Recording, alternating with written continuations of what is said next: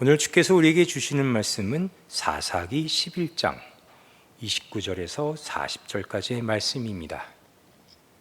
사사기 11장 29절에서 40절까지의 말씀, 구약성경 382페이지에 있습니다. 사사기 11장 29절부터의 말씀을 제가 읽겠습니다. 이에 여호와 영이 입다에게 임하시니 입다가 길르앗과 므낫세를 지나서 길르앗의 미스베에 이르고 길르앗의 미스베에서부터 암몬 자손에게로 나아갈 때에 그가 여호와께 서원하여 이르되 주께서 과연 암몬 자손을 내 손에 넘겨주시면 내가 암몬 자손에게서 평안히 돌아올 때에 누구든지 내 집 문에서 나와서 나를 영접하는 그는 여호와께 돌릴 것이니 내가 그를 번제물로 드리겠나이다 하니라. 이에 입다가 암몬 자손에게 이르러 그들과 싸우더니 여호와께서 그들을 그의 손에 넘겨주시매 아루엘에서부터 민닛에 이르기까지 20성읍을 치고 또 아벨그라민까지 매우 크게 무찌르니 이에 암몬 자손이 이스라엘 자손 앞에서 항복하였더라. 입다가 미스바에 있는 자기 집에 이를 때에 보라, 그의 딸이 소고를 잡고 춤추며 나와 영접하니 이는 그의 무남 동료라. 입다가 이를 보고 자기 옷을 찢으며 이르되 어찌할꼬 내 딸이여, 너는 나를 참담하게 하는 자요 너는 나를 괴롭게 하는 자의 중에 하나로다. 내가 여호와를 향하여 입을 열었으니 능히 돌이키지 못하리로다 하니 딸이 그에게 이르되 나의 아버지여, 아버지께서 여호와를 향하여 입을 여셨으니 아버지의 입에서 낸 말씀대로 내게 행하소서. 이는 여호와께서 아버지를 위하여 아버지의 대적 암몬 자손에게 원수를 갚으셨이니이다 하니라. 또 그의 아버지께 이르되 이 일만 내게 허락하사 나를 2달만 버려두소서. 내가 내 여자친구들과 산에 가서 나의 처녀로 죽음을 인하여 애곡하겠나이다 하니 그가 이르되 가라 하고 2달을 기한하고 그를 보내니 그가 그 여자친구들과 가서 산 위에서 처녀로 죽음을 인하여 애곡하고 2달 만에 그의 아버지께로 돌아온지라. 그는 자기가 서원한 대로 딸에게 행하니 딸이 남자를 알지 못하였더라. 이것이 이스라엘의 관습이 되어 이스라엘의 딸들이 해마다 가서 길르앗 사람 입다의 딸을 위하여 나흘씩 애곡하더라. 이제 앞서 내용을 보면 입다라는 사람은 기생의 아들로서 태어나서 형제들과 이스라엘 민족, 자기의 민족들에게 버림을 받았습니다. 버림을 받고 이제 성경의 표현대로라면 잡류, 그러니까 불량배들과 함께 이제 세력을 만들어서 살았습니다. 이제 그런 그에게 이제 이스라엘이 도움을 요청했습니다. 암몬 자손이 이스라엘을 쳐들어오게 됐는데 우리는 막을 힘이 없으니 너가 와서 좀 도와달라. 그래서 너가 우리의 지휘관이 되어서 우리 이스라엘 군대를 좀 이끌어 달라라고 요청을 합니다. 이에 입다는 그 정도로는 안 된다. 내가 너희를 위해 싸운다면 너희의 머리가 되겠다. 너희를 다스리는 자가 되겠다라고 약속을 하고 전쟁에 임하게 됩니다. 그래서 이제 우리가 지금 이제 우리 처음 11장 처음 본문과 지금 우리가 읽은 본문 사이에 무슨 일이 있냐면 입다가 이스라엘의 지도자가 되어 이제 암몬 왕과 이제 서로 그 이야기를 전하면서 왔다 갔다 이제 논쟁하는 부분이 나오는데 입다는 이제 암몬의 왕과 논쟁을 하며 이제 자신이 원하는 이야기들을 하면서 우위를 점하게 됩니다. 그만큼 말을 잘했다라고 볼 수 있습니다. 우리가 이제 이렇게 우위를 점했는데 이제 이 부분에서 우리가 좀 의아하게 생각하는 점은 이런 입다가 하나님 앞에 모든 일을 아뢰고 있다는 점입니다. 결국 하나님은 이런 입다를 통해 이스라엘을 구원하시려는 계획이 이제 있으시다라는 것을 우리가 지난 시간 한번 보았습니다.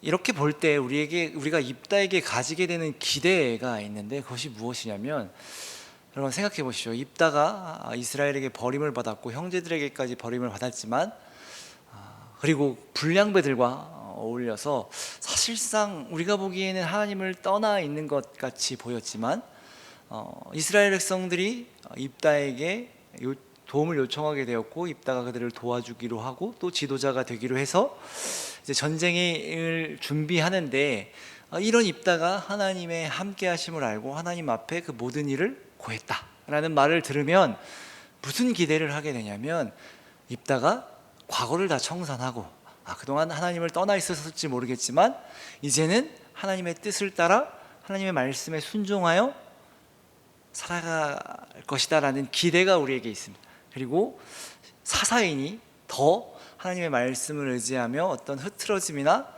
어떤 흔들림 없이 그가 전쟁에서 승리할 거라는 것을 이제 기대하게 되는 것이죠.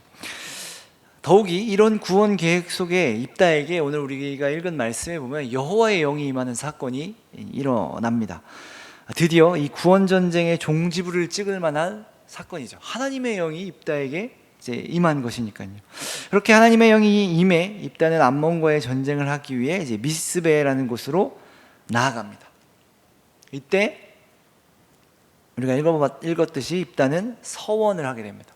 하나님 앞에서 이것을 하겠다. 하나님이 우리를 구원하시면, 우리를 승리케 하시면, 여기 오늘 말씀해 보면 내가 이제 승리를 하고 집에 돌아갈 때에 집에서 나와서 나를 영접하는 사람을 내가 하나님께 제물로 바치겠다, 번제로 바치겠다라고 서원을 하죠. 하나님의 영이 임하고 나서 입다가 서원을 한 것이기에 우리는 이 서원이 하나님의 영이 감동케 하셔서 한 서원으로 생각을 합니다. 그리고 이후의 내용에 보면 분명히 하나님께서 그 암몬 자손을 입다의 손에 넘겨주셨고 입다는 승리하게 됩니다. 그래서 이제 승리하고 나서 이제 미스바에 있는 자기 집으로 돌아오게 됩니다. 여러분 생각해 보시면 입다가 이 서원을 기억하고 있었을까요? 만약에 기억하고 있었다면 돌아오는 길이 그렇게 즐겁지 않았을 겁니다. 불안감 혹은 기대가 있었을까요? 과연 누가 나를 영접할 것인가? 라는 생각이 들었을 수도 있고, 그런 고민 가운데 집으로 돌아왔을 수도 있고, 또 잊고 있다가 딸이 자신을 영접하는 것을 보고 이 서원이 생각났을 수도 있습니다. 성경에서는 그것을 기록하고 있지는 않지만 우리가 생각을 해보면 두 가지 경우로 생각해 볼 수 있겠죠. 자신의 무남동녀가 나와서 자신을 맞이했습니다. 이 입다는 옷을 찢으며 이야기를 하죠. 오늘 읽은 35절 36절에 보면은 입다가 이를 보고 자기 옷을 찢으며 이르되 어찌할꼬 내 딸이여 너는 나를 참담하게 하는 자요 너는 나를 괴롭게 하는 자 중에 하나로다. 딸에게 이제 이렇게 얘기를 하죠. 너는 나를 괴롭게 한다. 내가 하나님을 향해서 서원을 했으니 어떡하냐 라고 했을 때 입다의 딸이 무언가를 알고 있는지 모르겠지만 아버지가 하나님 앞에서 어떤 이야기를 했고 서원을 했으니 아버지여 그대로 하옵소서 라고 이야기를 하죠. 이제 자신을 바치겠다라는 내용을 알았던 것 같아요. 그래서 딸이 기간을 좀 주십시오. 내가 내 친구들과 함께 좀 가서 죽음으로 처녀로 죽는 것을 좀 애곡하고 오겠습니다라고 했고, 그 기간이 지난 후에 여기 39절에 보면 그는 자기가 서원한 대로 딸에게 행했다라고 하면서 입다가 자신의 딸을 하나님 앞에 번제로 드렸음을 보여주고 있습니다. 그래서 이제 그것이 관습이 되어서 이스라엘 딸들이 해마다 이제 입다의 딸을 위하여 애곡하더라라고 하면서 이 이야기가 마무리가 됩니다. 이 사건을 우리가 어떻게 받아들여야 할까요? 비극이죠. 분명히 하나님께서 이스라엘을 구원하셨지만 지금 입다에게 일어난 일은, 그리고 이스라엘에게 일어난 일은 비극입니다. 참담한 비극이죠. 우리 지금 이 시대에 보다가 뉴스에서 어린 아이가 혹은 아이가 부모에게 살해당했다라는 소식을 접하면 사실 이게 무슨 그냥 남 얘기 정도가 아니라 우리 사회에서 일어난 비극적인 일이라고 생각을 하죠. 그리고 그럴 수밖에 없었던, 혹은 뭐 어떤 일이 일어나서 그 일이 벌어졌을 때 우리는 함께 슬퍼하며 안타깝게 생각을 하죠. 그런 것처럼 지금 이스라엘은 하나님께서 승리하심으로, 그 암몬 자손에게 승리하심으로 그 승리를 누려야 하는데 그 승리를 누리지 못하고 이 비극이 일어남과 동시에 이제 애곡하고 슬퍼하는 것이죠. 좀 이것을 우리가 어떻게 받아들여야 될까를 고민해 보면 좀 혼란스럽기도 합니다. 뭐가 혼란스럽냐면, 일단은 하나님 앞에서 서원한 일이기에 어쩔 수 없다라는 생각이 들기도 합니다. 우리가 그런 얘기 하잖아요. 서원은 꼭 지켜야 한다. 하나님 앞에서 한 서원은 꼭 지켜야 한다라고 우리가 생각하죠. 그리고 하나님께서 그렇게 말씀하시기도 하셨고, 제가 그래서 여기 목사가 됐습니다. 그죠? 저희 아버지가 서원을 하셔서 제가 이 자리에 있을지 모르겠지만 어쨌든 하나님 앞에서 서원을 했다면 그것을 지켜야 하기 때문에 지금 이 이스라엘 가운데 일어난, 지금 이따 가운데 일어난 이 비극적인 사건, 아버지가 딸을 죽이는 사건을 보면서 이제 우리 어찌할 바를 모르죠. 이게 지키긴 지켜야 되는데 그러게 왜 이렇게 서원을 했어? 라는 이제 생각이 들기도 하고, 서원이라는 것이 어쨌든 신앙의 표현이자 믿음의 행위이기 때문에 또 문제를 삼을 만큼의 어떤 문제는 아니다 라고 생각이 들기도 합니다. 결과는 비극이지만 서원을 했으면 지키는 것이 맞다는 생각과 딸을 드릴 정도의 어떤 신앙의 모습이 있다는 것에 놀라며, 한편으로는 아주 소수의 의견일 수도 있겠지만 입다의 믿음을 높게 사는 것이죠. 분명히 그렇게 서원을 했지만 막상 딸을 바치려고 했을 때 고민도 되고, 그렇게 안 할 수도 있었지만 입다가 그래도 하나님 앞에 서원한 것이기에 이렇게 서원을 했고 믿음으로 이렇게 이야기를 하기도 하고, 그런 생각이 들기도 하죠. 아까도 이야기했지만 여호와의 영이 임하고 입다가 서원을 한 것으로 보아 마치 하나님의 뜻도 이 서원 가운데 있는 것 같은 느낌도 들죠. 여호와의 영이 임했는데 입다가 혹여나 잘못된 서원을 했을까라는 생각이 드는 거죠. 무려 여호와의 영이 임한 사건인데, 이 여호와의 영이 임한 사사는요, 사사기를 통틀어 총 3명입니다. 4명이죠. 입다까지 4명인데 온니엘 첫 사사였습니다. 우리가 사사기를 보면서 가장 온전했던 완벽했던 사사를 온니엘이라고 이야기를 하는데, 이 온니엘은 여호와의 영이 임했고 그 여호와의 영이 임함과 동시에 전쟁에 나가 전쟁에 승리했고 이스라엘의 사사로서 이스라엘을 다스렸습니다. 그리고 두 번째로 여호와의 영이 임한 사사는 기드온이었습니다. 그리고 입다, 그리고 나중에 살펴보겠지만 삼손에게 여호와의 영이 임합니다. 이 사사기의 전체적인 내용을 우리가 어떻게 전제하고 있냐면, 점진적으로 쇠퇴하는 신앙을 보여준다. 사사들도 온전한 모습에서 점점 온전하지 않은 모습 속에서 하나님이 그의 구원을 어떻게 이루어 가시는지를 우리가 지금 살펴보고 있는데, 이 여호와의 영 또한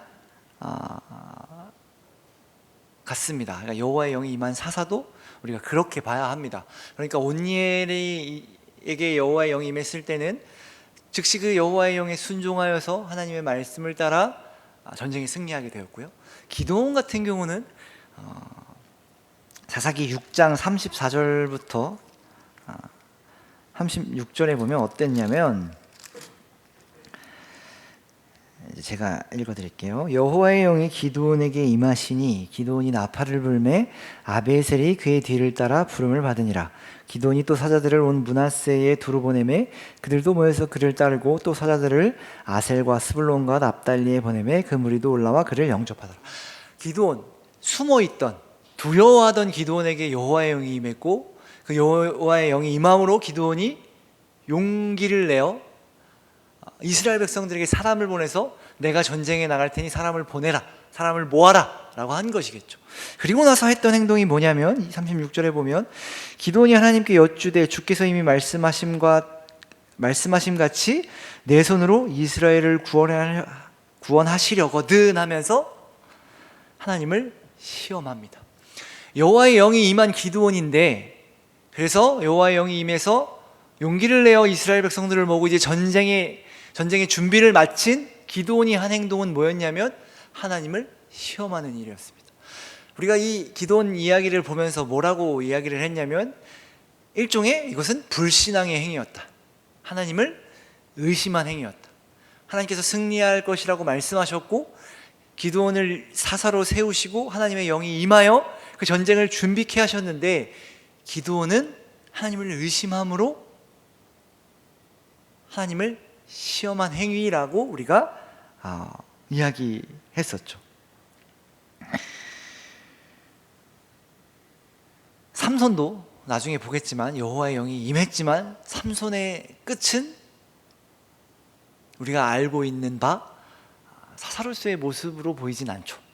여호와의 영이 임해서 그 블레셋 사람들을 많은 사람을 죽이긴 하지만 그걸로 끝이 나죠. 여호와의 영이 임했지만 나중에 그 들릴라라는 여인에게 이제 유혹에 넘어가서 자신의 약점을 말하게 되었고 그로 인해 블레셋에 잡혀가는 일이 일어나죠. 그러니까 지금 하나님의 영이 임하면 우리가 기대하는 바는 뭐냐면 그 사람의 어떤 신앙과 상태가 완전해질 것이라는 기대를 하게 된다는 겁니다. 우리도 비슷하지 않나요? 물론 우리가 여호와의 영이 임했다라고 이제 볼 수 있는 뭐 그런 건 없겠지만 우리가 신앙생활을 열심히 하고 하나님이 나와 함께 하신다라는 어떤 내가 기분과 혹은 느낌이 있다면 우리의 신앙이 완벽해질 것이라고 우리는 기대합니다. 내가 신앙이 좋아지고 내가 은혜를 받으면 내가 말씀을 통해서 깨닫고 은혜를 받고 눈물을 흘리고 어떤 그런 결단과 결심 속에서 신앙생활을 한다면 그 어떤 문제도 이겨낼 것이라는 기대를 우리 스스로 한다는 거죠. 그런데 여러분 현실은 어떻습니까? 그렇지 않죠. 그 기간이 짧죠. 그러니까 여호와의 영이 임한 사건도 우리가 이렇게 봐야 하는 겁니다. 하나님이 우리에게 은혜를 주셨을 때 우리가 그냥 우리의 신앙이 끝이 아니라 계속해서 우리는 나아가야 한다는 겁니다. 한 번의 은혜로 만족하거나 완성하는 것이 신앙이 아니라는 것입니다. 점점 쇠퇴하는 신앙 속에서 이제 기드온과 삼손 사이에 있는 사사라는 점을 감안하고 입다를 바라본다면 입다 또한 여호와의 영이 임하여 승리케 하시는 하나님을 믿고 나아갔다기보다는 어쩌면 불필요한 서원을 한 것이라고 볼 수 있습니다. 여러분 서원이 뭡니까? 하나님이 이렇게 해주시면 내가 이것을 드리겠습니다.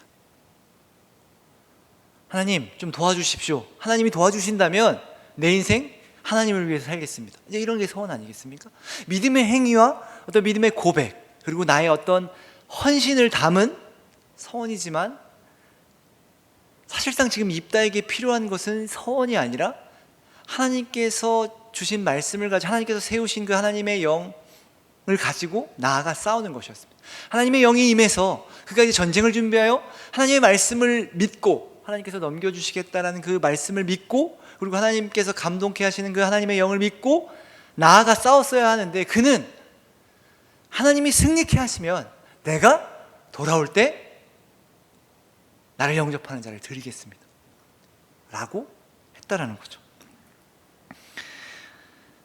자신의 믿음에 대한 과신이었을 수도 있고 교만이었을 수도 있고요. 하나님의 승리에 대한 의심이라고도 할 수 있죠. 하나님께서 승리케 하신다고 하신 말씀 속에 굳이 자신의 어떤 믿음을 승리케 하신다면 이렇게 하겠습니다. 이미 하나님께서 승리케 하시겠다고 말씀하셨는데 승리케 하시겠다면 이라고 말하는 것 자체가 불신앙이라는 거죠.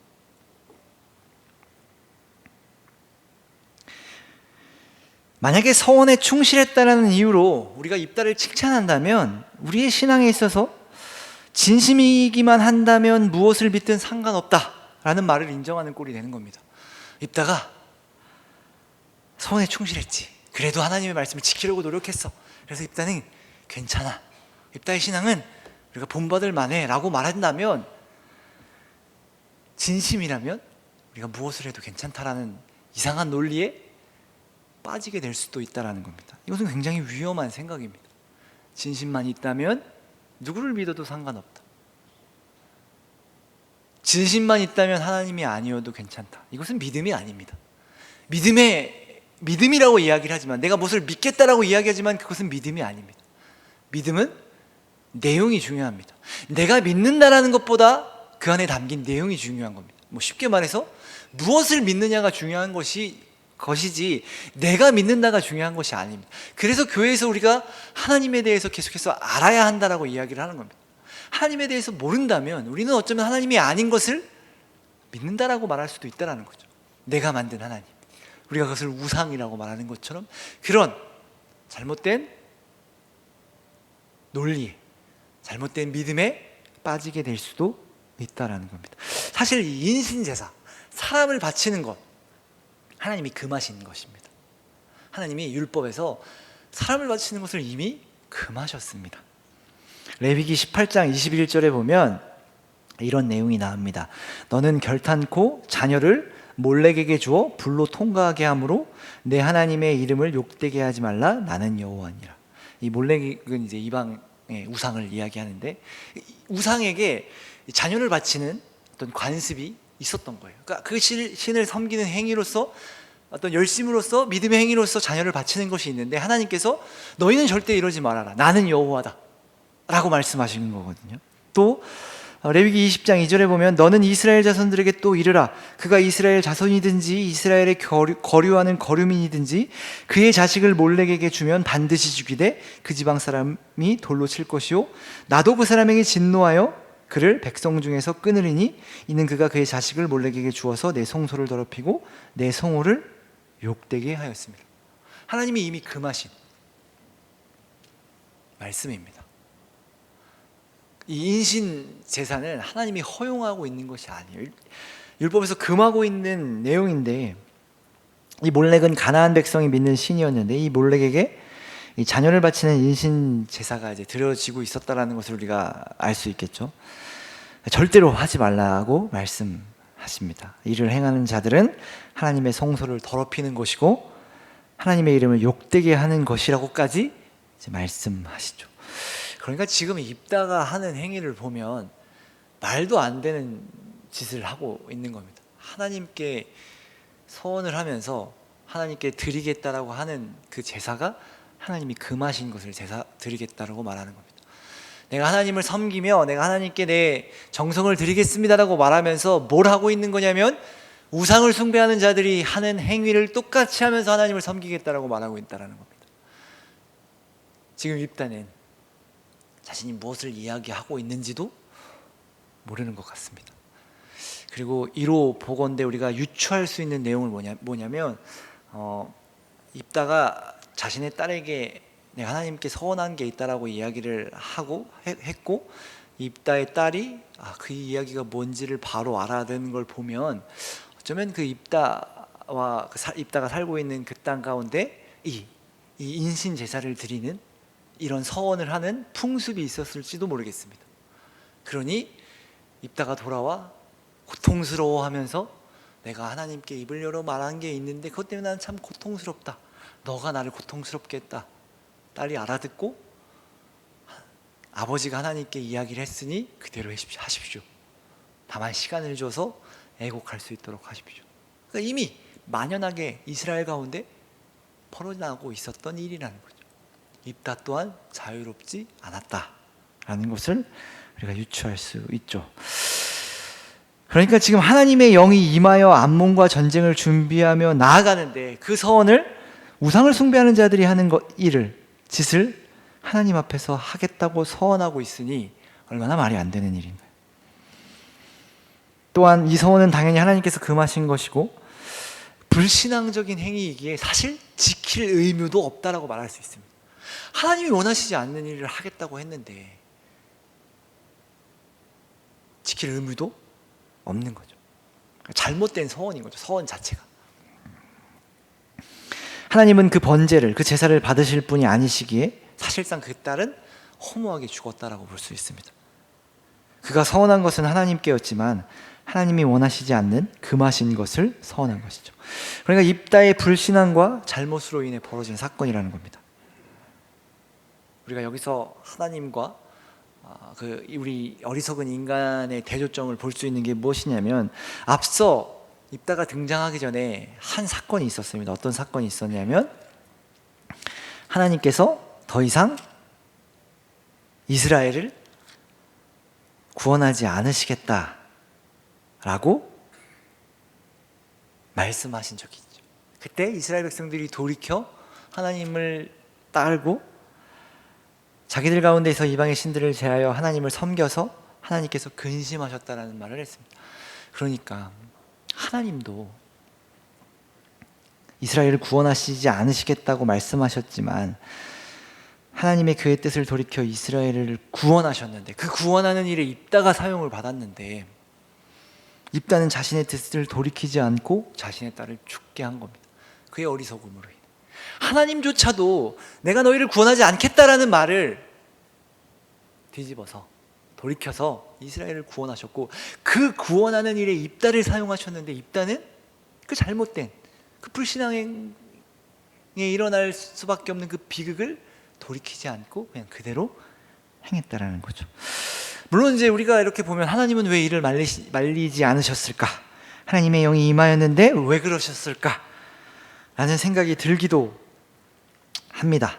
물론 그 이유를 성경이 이야기하고 있지는 않지만 우리가 사사기를 읽으며 발견하는 것은 인간의 어리석음과 또한 하나님을 떠난 인간의 몰락이라고 할까요? 그것을 보험과 동시에 그 점점 악해져가는 그 인간 속에서도 하나님은 끝까지 구원을 이루어 가신다라는 것을 우리가 보는 거죠. 애석하게도 이것이 이스라엘의 가나안 땅에 들어가 살면서 일어난 일이었습니다. 하나님의 나라였습니다. 하나님의 나라 가운데 이스라엘이 하나님을 떠남으로 인해서 하나님 없는 삶을 살게 되었고, 하나님을 떠나 점점 하나님에 대한 신앙과 하나님을 잃어버림과 동시에 터지는 일들인 거죠. 처음에는 큰 문제가 없었지만 점차 그 인간의 어리석음으로 인해 하나님의 영이 함께 하셨지만 그는 그 하나님의 말씀을 혹은 그 영을 외면하고 자신의 욕심 혹은 자신의 어떤 교만, 그 어리석음을 그대로 행하는 모습을 보여주고 있습니다. 그래서 오늘 본문 마지막은 이스라엘 딸들이 해마다 입다의 딸을 위해 나흘씩 애곡함으로 끝을 맺고 있습니다. 이스라엘에 일어난 비극입니다. 하나님을 떠나 일어난 비극. 만약에 이 입다의 어떤 신앙을, 믿음을 올바른 것이라고 했다면 애곡하지 않았겠죠. 이렇게 애곡함으로 가나안 땅에서 하나님의 말씀을 제대로 알지 못하고 하나님을 제대로 섬기지 않고 정신을 차리지 않는다면 이렇게 된다는 것을 확인하고, 또 그렇게 잘못된 서원으로 죽게 된 입다의 딸을 애곡한 겁니다. 애곡함으로 그들이 보는 것은 무엇이냐면, 하나님을 떠난 우리에게는 이러한 일들이 언제든 일어날 수 있다. 우리가 정신 차리지 않는다면, 우리가 하나님의 말씀을 가까이 하지 않는다면, 하나님을 계속해서 구하지 않는다면 이런 일은 얼마든지 일어날 수 있다. 울며 애곡하며 그들의 처지를, 상황을 보고 있는 겁니다. 우리가 읽지는 않았지만 이후 12장의 내용을 보면 에브라임 사람들이 입다에게 시비를 겁니다. 자신들을 부르지 않았다는 이유로 이 입다를 죽이겠다 합니다. 너와 너의 집을 불살리리라 라고 말합니다. 이에 입다가 에브라임과 싸우고 승리하였는데 입다와 길르앗 사람들이 무참히 그 에브라임 동족을 학살하는 비극이 또 일어납니다. 계속해서 하나님은 하나님의 구원을 이루시는데 그 하나님의 영이 함께했던 입다는 시작부터 잘못된 소원으로 인해 이스라엘 가운데 비극이 일어나고 또다시 그 전쟁이 끝난 후 하나님이 주신 승리를 평안함으로 누려야 하는데 그들이 다시 하나님께로 돌아가지 않아서 에브라임과 이 길르앗 간의 전쟁이 또 일어나고 이 에브라임 사람들이 무참히 살해되는 일이 하나님의 나라에서 일어나는 겁니다. 그러니까 우리가 이 말씀을 보며 여러분 기억해야 합니다. 우리는 온실 속 화초처럼 살고 싶어 합니다. 믿음이 있다면, 그리고 하나님께 은혜를 받고 살아간다면 아무런 문제가 생기지 않을 것이라고 생각을 합니다. 그러나 그렇지 않습니다. 우리가 정신 차리지 않는다면, 우리가 삶을 살아가면서 계속해서 하나님을 바라보며 하나님을 의지하지 않으면 언제든 이런 어리석은 일을 할 수 있다, 이렇게 성경은 이야기를 합니다.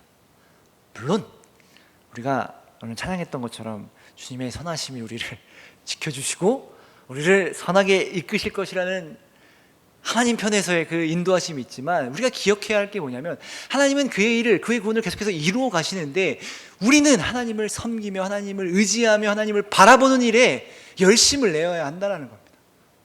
자칫 잘못하다가는 이런 일들이, 물론 이제 이런 심각한 일들이 벌어지지 않아야 하겠지만, 어떤 일의 심각함과 가벼움이 아니라 우리가 신앙을 저버리는, 하나님을 믿는다라고 이야기를 하지만 하나님을 믿지 않는 그런 일들이 우리 가운데 얼마든지 벌어질 수 있다라고 이야기하는 겁니다. 우리는 하나님을 바라보아야 합니다. 하나님을 의지해야 합니다. 끝까지 정신 차리고 하나님을 섬겨야 합니다. 이 정도면 됐지. 교회도 잘 나가고 있고 교회 생활도 열심히 하고 있고 난 봉사까지 하고 있는데, 하는 순간 우리가 어떻게 넘어질지 모른다는 거예요. 우리가 어떤 실수를 범할지 모른다는 거예요. 하나님을 믿는다라고 얘기하지만 하나님을 믿지 않는 어떤 행위, 결단, 그런 것들을 할 수 있다는 거죠. 그러니 애를 써서 하나님의 말씀을 붙들고 하나님의 말씀을 보며 하나님의 말씀을 들으며 고민하고 생각해야 하는 겁니다. 여러분, 그냥 살지 마십시오. 여러분이 그냥 살고 있다라고 말하는 건 아니지만 우리 그냥 살면 안 됩니다. 그냥 흘러가듯 사는 것은 하나님이 원하시는 삶이 아닙니다. 우리의 신앙을 지키며 하나님을 바라보며 하나님을 붙드는 싸움을 하셔야 합니다. 흔히 말하는 그것이 우리의 영적인 싸움입니다. 하나님을 붙드는 싸움, 하나님을 바라보는 싸움, 하나님을 사랑하는 싸움입니다. 이 싸움 가운데 하나님의 약속이 있다면 우리가 이 싸움으로 인해 우리의 어떤 운명이, 우리가 이 싸움의 한 번 짐으로 끝나는 인생이 아니라는 것을 우리에게 약속해 주셨습니다. 그러니까 우리는 이 싸움을 집중해서 할 필요가 있는 거예요. 하루하루 이겨나가야 하고 하루하루 자라나야 하는 겁니다. 여러분, 이런 싸움이 여러분 가운데 있음을 기억하시고, 또 하나님은 하나님의 일들을, 하나님의 구원을 이루어 가시며 우리를 그 선하신 뜻대로 얼마든지 인도하시다라는 것을 기억하시고, 여러분에게 주어진 이 싸움들에서 승리하시며 끝까지 하나님을 붙들며 바라보시는 저와 여러분이 되기를 바랍니다. 기도하겠습니다. 사랑하는 하나님, 우리는 너무나도 어리석어 늘 실수하고 실패합니다. 잘하고 있다고 생각을 하는 순간 우리는 또 넘어집니다. 그러나 하나님은 끝까지 우리를 붙드시고 하나님의 구원하심을 이루어 가십니다. 우리가 그 구원하심 속에 있음을 알게 하시고 하나님과 반대로 뛰어가는 것이 아니라 그 하나님과 함께 걸어가며 하나님과 함께 동행하는 그러한 믿음의 사람들이 되게 하옵소서. 예수님의 이름으로 기도합니다. 아멘.